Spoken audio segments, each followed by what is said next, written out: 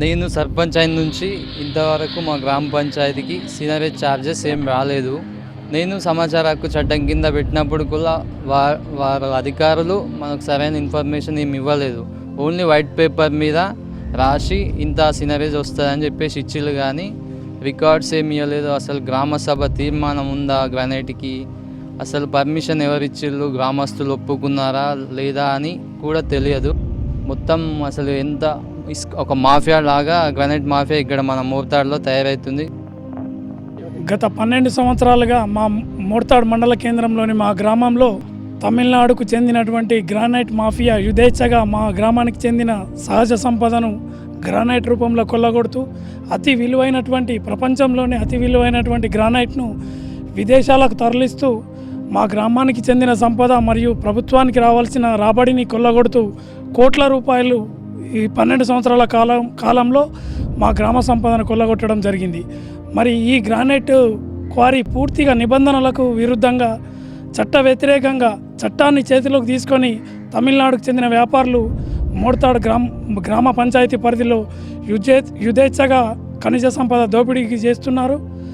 మరి జిల్లా యంత్రాంగం కానీ మైనింగ్ అధికారులు కానీ ఒక చిన్న గ్రామస్తుడు ఒక చిన్న ఇల్లు కట్టుకోవడానికి ఇసుకను తీసుకెళ్తుంటే పెద్ద ఎత్తున రైడింగ్ చేసి ఇసుక ట్రాక్టర్లు లారీలను పట్టుకుంటున్న అధికారులు పెద్ద ఎత్తున మామూలులకు అలవాటు పడి గ్రానైట్ వ్యాపారుల వద్ద కోట్ల రూపాయలైన విలువైన గ్రానైట్ను మా గ్రామం గుండా మా రోడ్ల గుండా తీసుకెళ్తూ మా రోడ్లను ధ్వంసం చేస్తున్నటువంటి ఈ గ్రానైట్ లారీని ఒక్కరోజు కూడా పట్టుకున్న దాఖలాలు లేవు. ఈ గ్రానైట్ మూలంగా దాదాపు ఒక కిలోమీటర్న్నర పరిధిలో ప్రతిసారి బ్లాస్టింగ్ చేస్తున్న సందర్భంలో ఆ చుట్టుపక్కన ఉన్నటువంటి గల్లీకే కాకుండా మా మోర్తాడు గ్రామంకు మొత్తం ఈ ప్రకంపనల రూపంలో భూమి ప్రకంపిస్తుంది. దీని మూలంగా భవిష్యత్తులో నాణ్యంగా ఉన్న ఇల్లు కూడా కూలిపోయే ప్రమాదం ఉందని ఇంజనీరింగ్ నిపుణులు చెప్తున్నారు.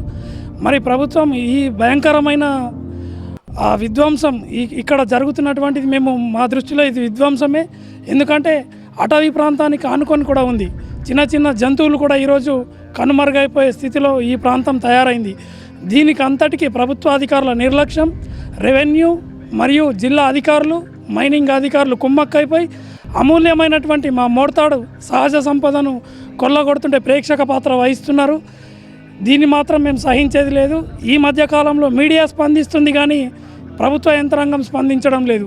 దీన్ని మేము గర్హిస్తున్నాం. రాబోయే రోజుల్లో యువత, మా ప్రాంత యువత మీడియా సహకారం తీసుకొని పెద్ద ఎత్తున పోరాటానికి సిద్ధమవుతామని చెప్పి తెలియజేస్తున్నాం.